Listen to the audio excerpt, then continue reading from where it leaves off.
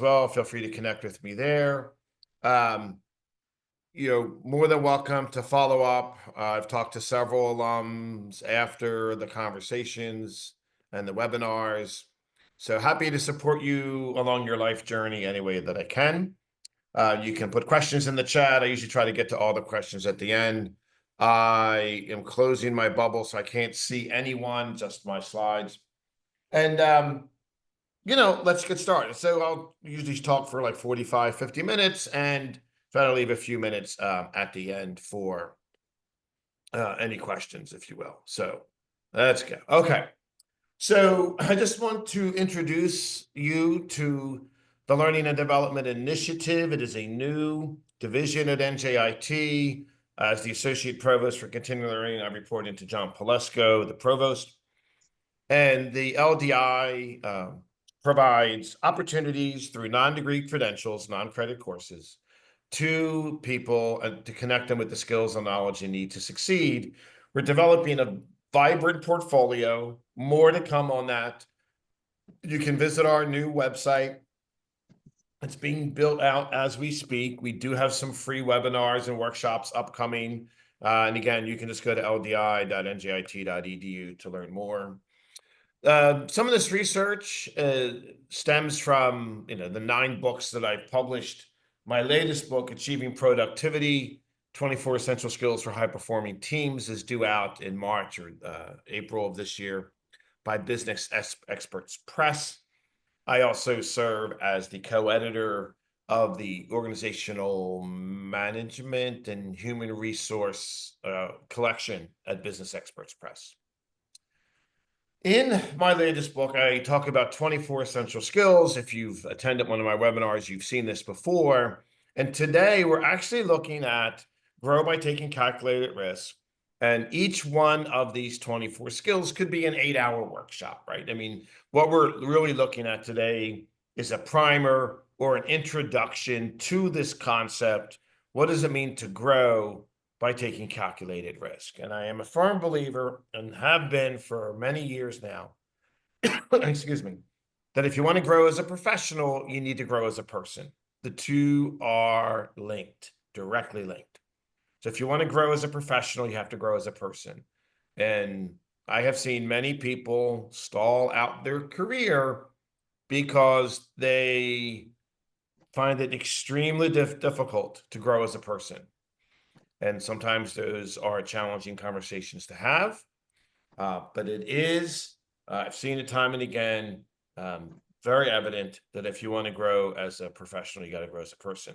And part of that is taking calculated risk. I will ask you, I actually have 3 assessments today.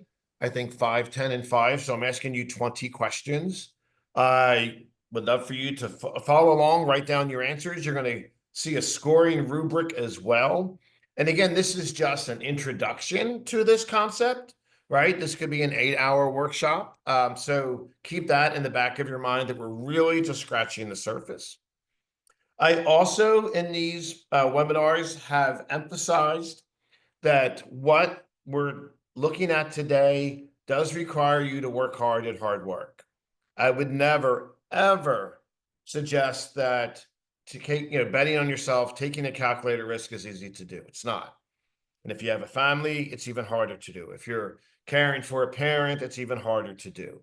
So please keep those 2 characteristics in the back of your mind, that we're scratching the surface with a very serious topic of betting on yourself and taking calculated risk. And that what we're talking about today does require you to work hard at hard work. And given all of life's pressures, I understand, and I have learned to publicly state that I know this is going to require you to work hard at hard work. So with that in mind, let's get started. So there's 3 learning outcomes today. As Kate had mentioned, we're going to analyze your personal risk-taking tendencies, take a look at your growth-oriented risk-taking mindset, and create an action plan. And the action plan stems from the 3 assessments themselves.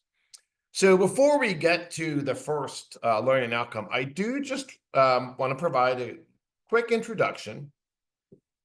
I do provide resources for those that are interested to read. One of the articles that I liked in Psychology Today came out on August 3rd of 23. Excuse me, by Charles Harper Webb. And he really talks about why avoiding risk is risky business. And it's really quite sad how risk averse we have become in the United States. We just, I mean, in his first bullet point, right? We have become obsessed with safety and averse to risk. But I would take it one step further. We've become obsessed with safety almost in every aspect of our lives, personal and professional. And I hear this all the time because I still teach at NJIT. I teach oral presentation Tuesday nights. And I hear students say, oh, I need to get a job where I'll be safe. Or when I mentor people, oh, I want to go work there because I know that it'll be safe. And I just haven't had a safe career. I mean, one of the things I'm most proud of is my high degree of resilience to bounce back after, a setback throughout my career. And if I'm comfortable talking to the person, I do ask them, well, why are you choosing safety? Because safety may actually limit your ability to grow. And most people never think of it that way. They just don't. They think, okay, I need a job. I have a mortgage. Yes, I understand. I am not suggesting, nor would I ever suggest, to take a crazy risk. No, no, no. No, you don't jump out of an airplane without a parachute. No, I'm not saying to do that. There are different levels of risk you can take. And if you, A, don't understand that, and B, solely focus in on safety, whatever that means, I don't know what that means, if I'm being honest, then I'm not sure if you can grow and unfold your life and career to the extent that it's possible. And some people don't want to unfold their life and career, and they're happy being at whatever level, and that's fine. But if you're choosing safety over and above everything else, there's a price to pay. Most people just think, oh, that's a risk. There's a price to pay. Yeah, there is. But there's also equally a risk with being obsessed with safety. So I hope if there's one thing that you take away from today, I've got 3 women in honor of Women's History Month that we're going to look at in their lives, is that, those that have gotten ahead in life, those that have made a dent in the universe, the movers and shakers, they've bet on themselves and they've taken risk. Just keep that in the back of your mind. And if you're so risk averse that you are just obsessed with safety, at least you have the self-awareness to know that, okay, I'm obsessed with safety, but I don't want my children to be obsessed with safety. I want them to take risk. I want to encourage them to take risk. I want to support them in their life choices, even though I consider it risky. It is their life. Sometimes that's a hard message for parents to hear. I have 2 grown adult children. Hopefully I've demonstrated risk taking for them. And the other part of this introduction that I want to remind us is that throughout human history, the phrase fortune favors the bold has been handed down across the centuries, right? Like today, it's 2025. The phrase fortune favors the bold is still around, but let's remember it was a Latin phrase before it became part of our English lexicon. And before it was Latin, right? It was a Greek Stoic phrase. Fortune favors the bold. And there's been variations of the theme on that. And I dare not pronounce anything in Latin or Greek. But again, I hope you see that this concept of betting on yourself and taking a risk is not new to us in 2025. This has been around since the dawn of time, ever since humans have been able to communicate in the manner in which we communicate. That concept has existed. We could spend a whole hour just on this if you wanted to, which we're not going to, right? Because then you wonder, wow, I wonder what was the catalyst for that phrase in ancient Greece? What allowed it to maintain momentum as Latin became a language. And then here we are many centuries later. Why does this theme, this one particular aspect of life, still exist? Maybe, just maybe, there's some truth to fortune favors the bold. And now we're going to take a look at three women who were bold in their day. So we're going to first take a look at personal risk taking. I'm first going to start off with Eleanor Roosevelt. Again, I have three women here today. I'm going to start off with Eleanor Roosevelt, obviously married to Franklin Delano Roosevelt, president from, let's see, won the election of 32, so 33, and he died in April of 45. And First Lady Eleanor Roosevelt was, I mean, there were obviously other first ladies before her, but in modern times, she is an excellent case study on what it meant to take risk. You know, her husband is the president of the United States during the Great Depression and then during the Second World War. And she actually had her own agenda. And it's quite clear. And what's great about using people from the 30s onward is that there's like real pictures, right? As the kids say today, there's receipts, you know, pictures and video, or it didn't happen, if you will. And Roosevelt, man, she was a lover of humanity, really fought for civil rights when it was not, you know, it just wasn't a thing you did as a first lady. Women's rights, she got a lot of backlash. There's a great article in the Smithsonian Magazine from October of 2020, why Eleanor Roosevelt's example matters more than ever. Decency, determination, and generosity of heart can change the world. What I liked about the Katz article is that it looked back, you know, 90 years, 80 years to a person that we can now look to today to say, oh, she took a risk. She bet on herself, regardless of the political repercussions for her husband, or even the social, you know, outcasting that she would face. And she did what she thought was right. She bet on herself and took a personal risk. One of the specific pieces of evidence that I have, and there's a couple here, this is the first one, is that when the Daughters of the American Revolution, it's this national nonprofit supporting, you know, the birth of the nation of the United States, they would not let Marian Anderson speak and sing at one of their events. And she just said, no, this is absolutely uncalled for. And she resigned. She resigned and said, I'm not going to tolerate this.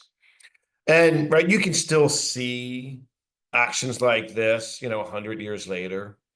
And it's important to highlight, and this is I think it's a New York Times article that I have on the right side of the screen. And it talks about, hey, like, who approved, like, did people approve of this? And there were many people that said, yes, we approve of her stance. You know, the Daughters of the American Revolution, should allow a Black woman to sing and speak at their event. And Eleanor, you know, when she found out Dar prohibited Marian from doing so, said, no, I'm resigning. That's just not, you know, it's not what I stand for. And that was a big risk back in the day. She also, and I just love when people do things for the first time.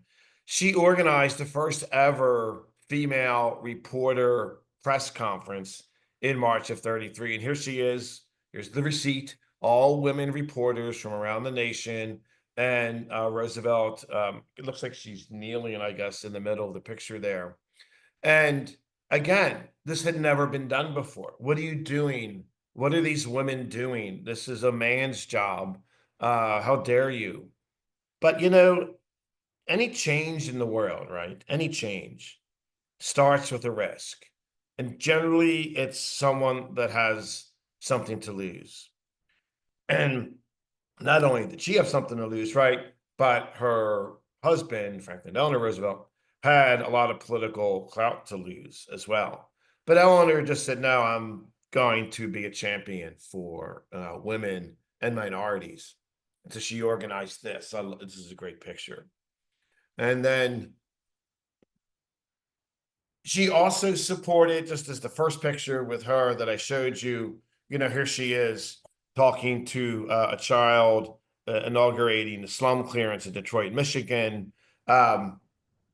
Right, we could also use Princess Di for this, right, for all intents and purposes, with her work with AIDS victims around the world. But here, Eleanor Roosevelt again is with the Tuskegee Airmen. I just love the fact that she's smiling in the airplane. And it takes courage. It takes courage to do this. So when I say, when we're looking at this concept of risk taking and betting on yourself, it requires you to work hard at hard work. This is what it looks like. I'm giving you 3 women today that lived that motto of working hard at hard work. They bet on themselves and by taking risk. And so Eleanor, of the 3, is taking this political risk to support just equal rights for minorities and women. And it's a really good case study. So I'm going to give you 5 questions. Here's the first of 3 assessments. You can follow along if you like. Like I said, it'll be recorded. You'll get the link to this presentation. So if you've listened to me before, I'm a big fan of personal reflection. Actually, every Saturday by midnight, my students have to submit a personal reflection on their speech the Tuesday night before. And then over time, they actually get used to reflecting upon their behavior in front of the class, giving their presentations. What I have learned, because I made a terrible assumption in my early days, is that people don't spend a lot of time with themselves, right? We have so many diversions now. I mean, man's always had diversions away from his own self, but there's even more now, right? And so I've restructured all my webinars probably starting 10 years ago. I got you for 45, 50 minutes, an hour, 2 hours, whatever it is. You're going to look at yourself. I've had people walk out of my webinars because they don't want to do the work. It's fine, whatever. And it tells me a lot about yourself, but okay. I understand it, right? So it takes a strong person to ask themselves these questions and then hold themselves accountable for the answer. So here's the very first one. I am comfortable making decisions even when the outcome is uncertain. And generally what I say is, do you strongly disagree, neutral, agree, strongly agree? Use the last 10 days, 2 weeks, maybe a month.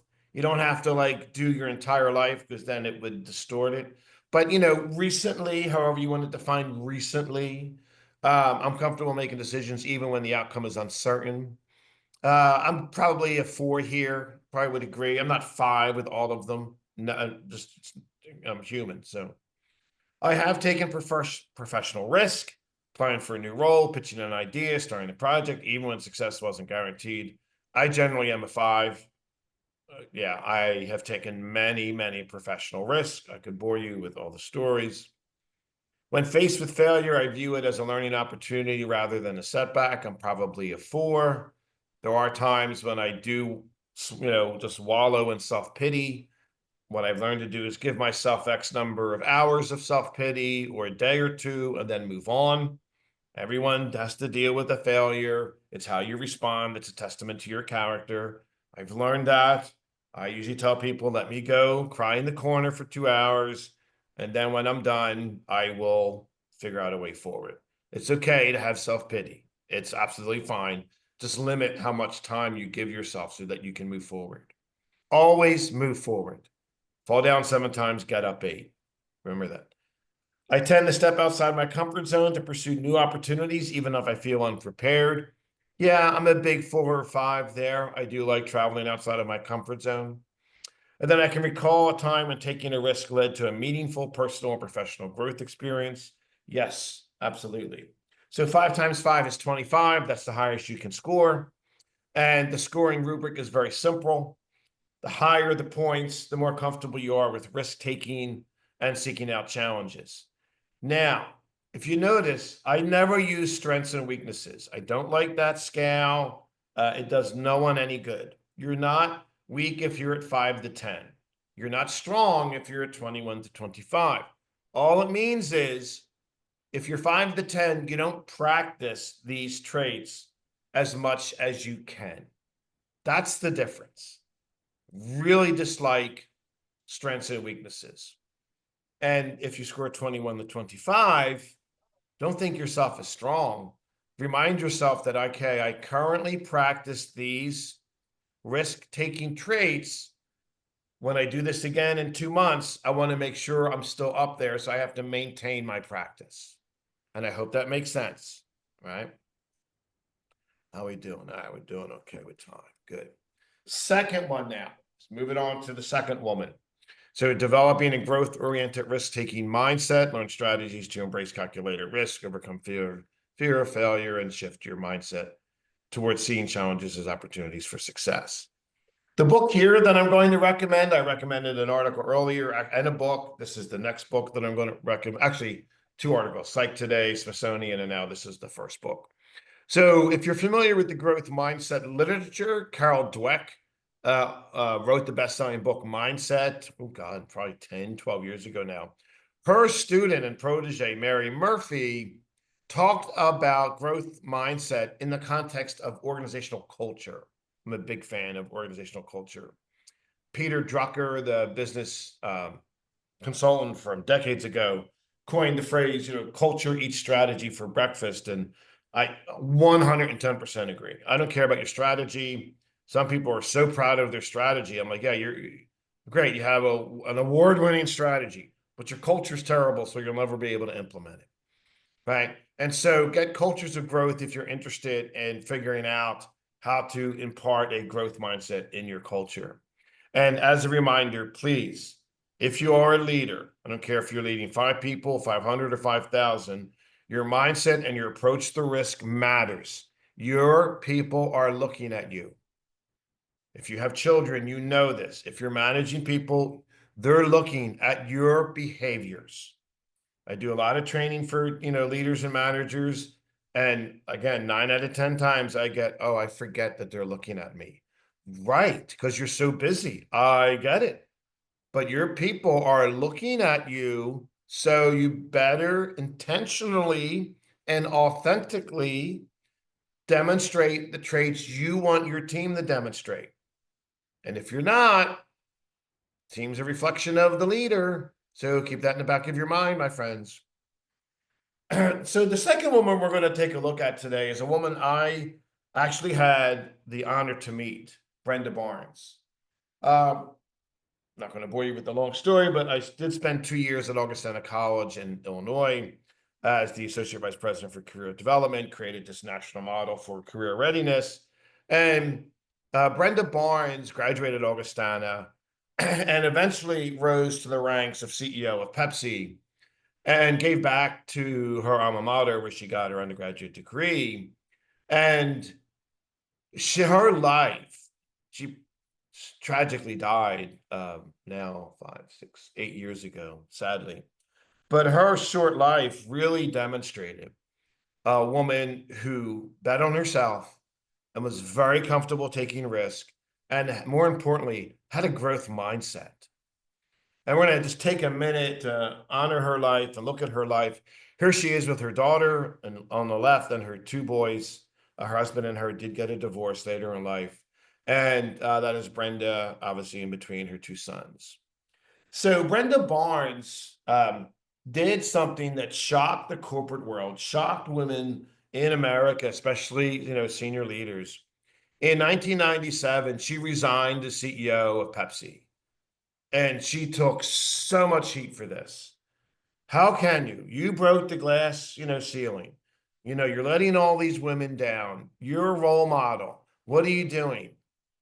She said, I'm a mom first, CEO second.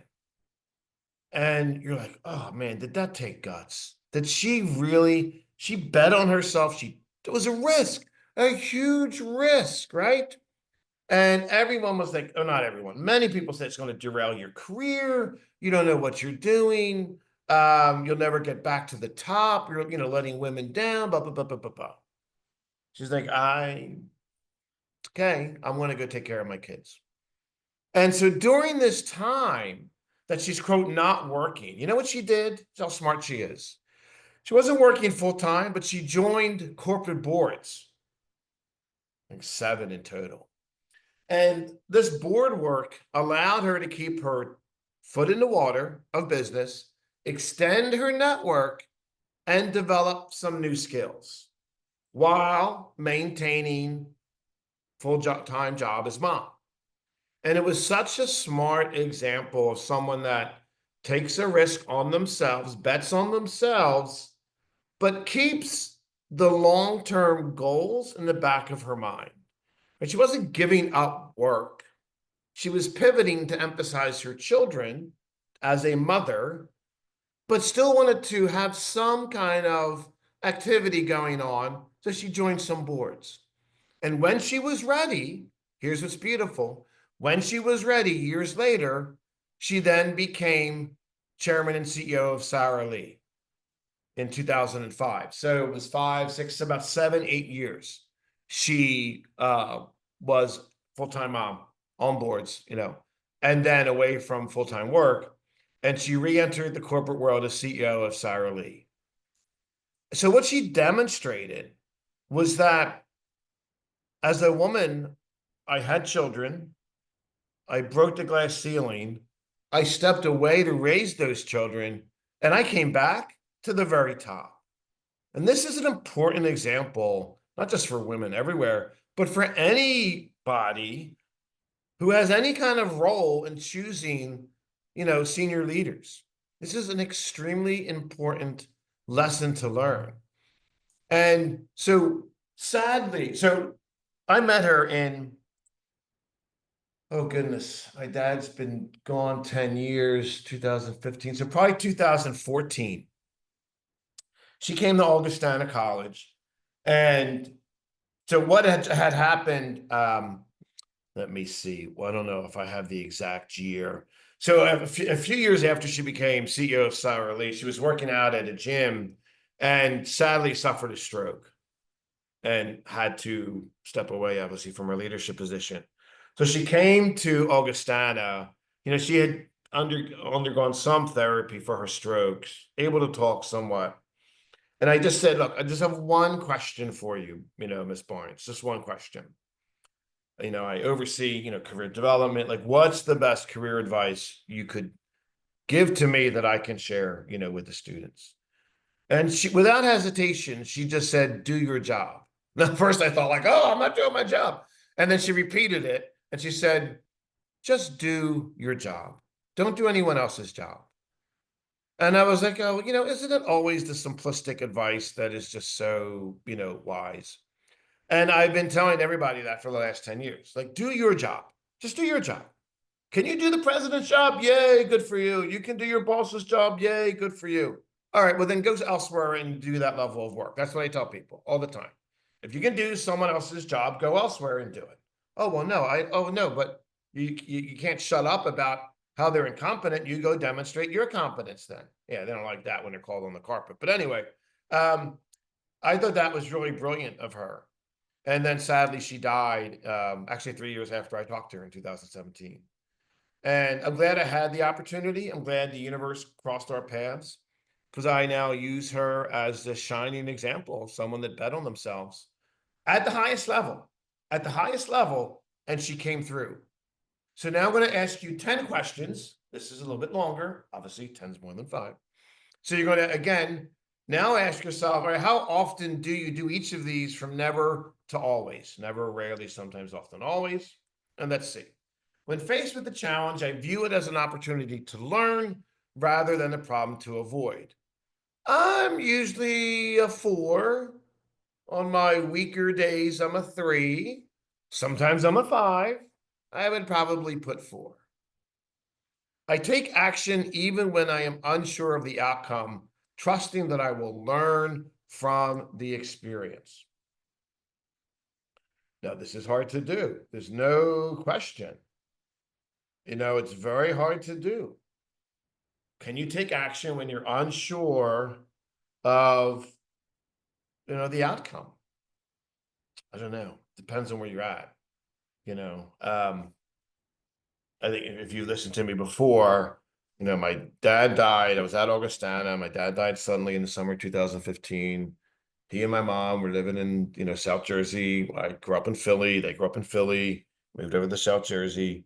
And, mom was by herself, I don't know, 72-year-old, Italian woman, high school education. And I left without a job. I mean, I wrote about this on a LinkedIn post, yeah, probably 2 or 3 years ago. My good friend was the provost, Karina Lawrence. And I went in, and it's the only time I really ever cried at a professional, because she said, I know you got to leave and go take care of your mom.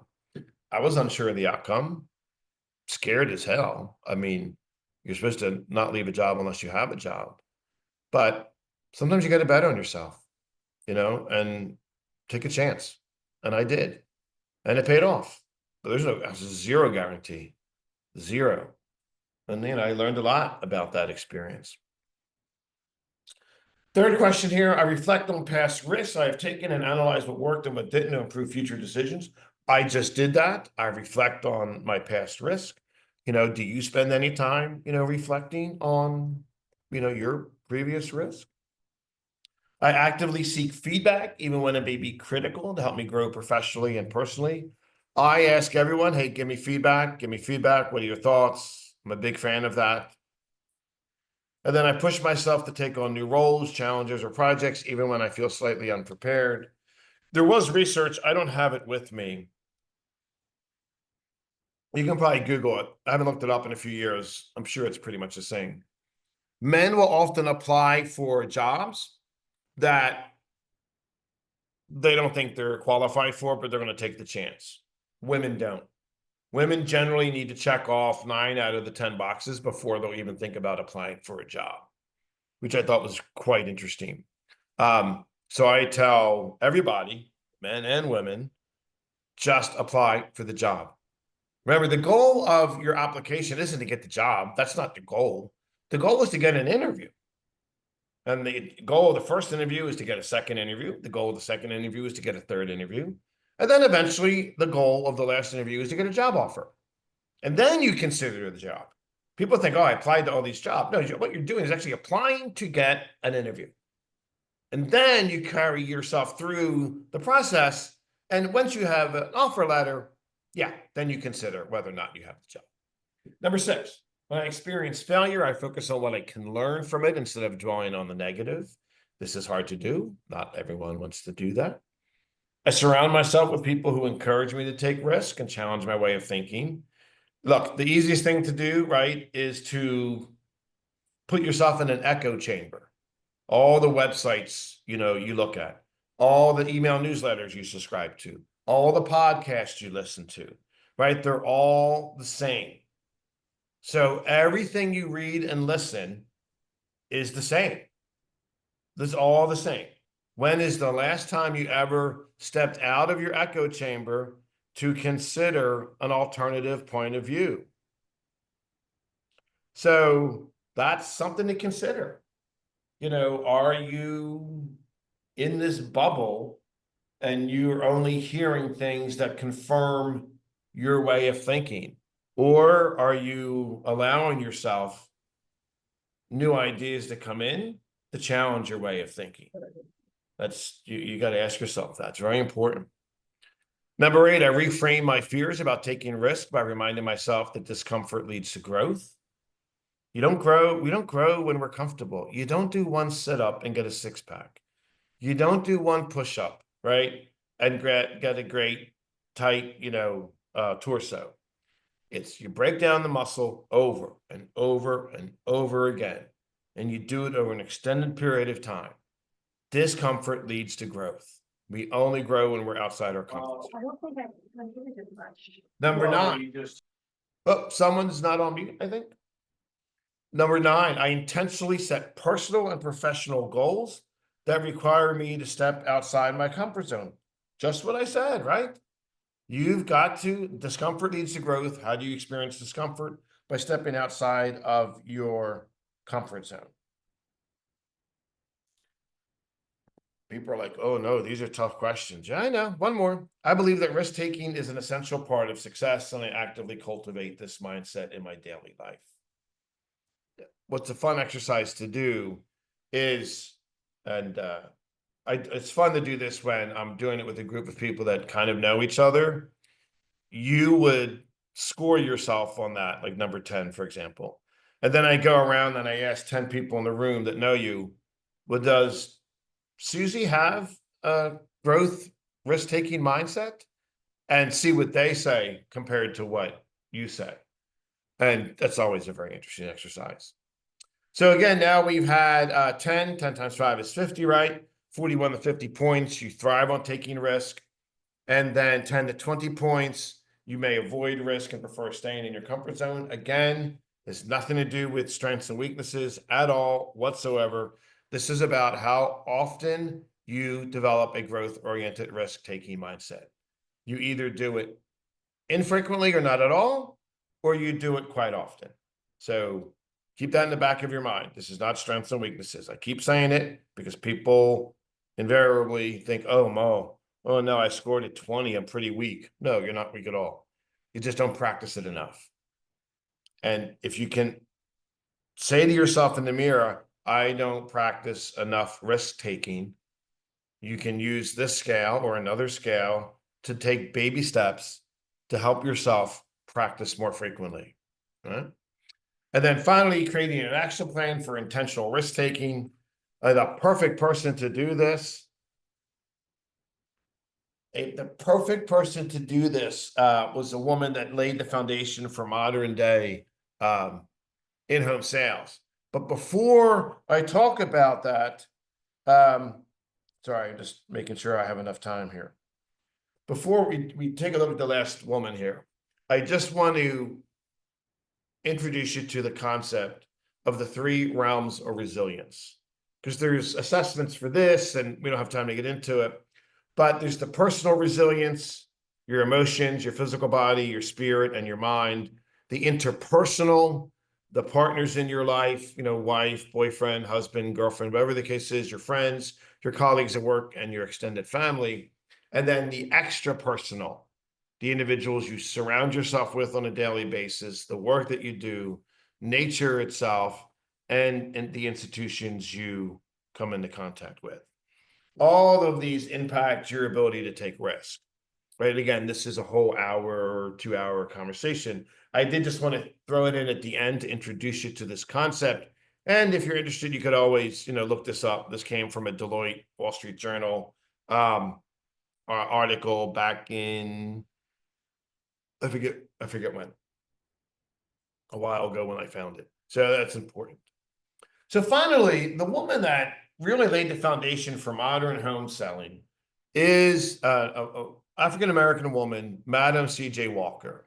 You probably have heard of Avon. You probably have heard of Mary Kay, right? Generally women that sell beauty products from their homes. Well, they did not invent that business model. A very poor African-American woman, Madam C.J. Walker, overcame childhood poverty, being married as a teenager, whose husband died. She moved across the country, eventually remarried, took on the name Walker. She became the nation's first female self-made millionaire. And much like Eleanor Roosevelt and Brenda Barnes, she is a remarkable case study of someone who was the first to do what she did. And here she is driving. Here's a receipt. One of the first few women to actually drive an automobile when they became available, right? So we're going to take a look at her as the last of the 3 examples of, someone that created a plan to get herself out of poverty, took risk, and became the nation's first female self-made millionaire. So this is there's only a few pictures of Madam Walker. And what she did was she discovered this great need. Black women at the time had no hair products. I don't know anything about hair. I hardly have any hair as it is. So I'm unfamiliar with the hair market, but back then, my PhD is in history, so I do know history. Back in the early 20th century, there were no products for Black women for their hair. And what Madam Walker did is she experimented one product after another. And she said, I'm going to create a line of products and I'm going to help other Black women sell them. And so she also did, for the very first time, and this is her on one of her products, she used her face as the face of the company, right? This was earth-shattering, groundbreaking. And never been done. A Black woman on the face of a product, that's unheard of. What are we doing here? She took a bet on herself. She took a big risk, and her face became the brand. Madam C.J. Walker's wonderful hair grower, and she had, this whole slate of products. And what was really interesting, and this is a very clear picture, I'm so glad that we have it, is she opened up schools around the country, beauty schools, to educate women on her line of products, who then, in their homes, sold the Madam C.J. Walker portfolio of products for Black women to other Black women, thus establishing the business model for Avon and Mary Kay. And if you don't know this part of the history, then you think, oh, Avon and Mary Kay started it. You're really missing out, right, on the big part of that healthcare industry, if you will. Because Madam C.J. Walker's creation of the schools and the product line not only helped hundreds of thousands of Black women with their hair, it gave thousands of Black women opportunities to learn, to grow, to take risk, and then to spread the word. And in doing that, yes, Madam C.J. Walker got herself out of poverty and became the nation's first female self-made millionaire.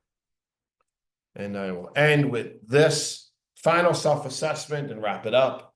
So 5 questions here. Before taking a risk, I identify clear goals and define what success looks like.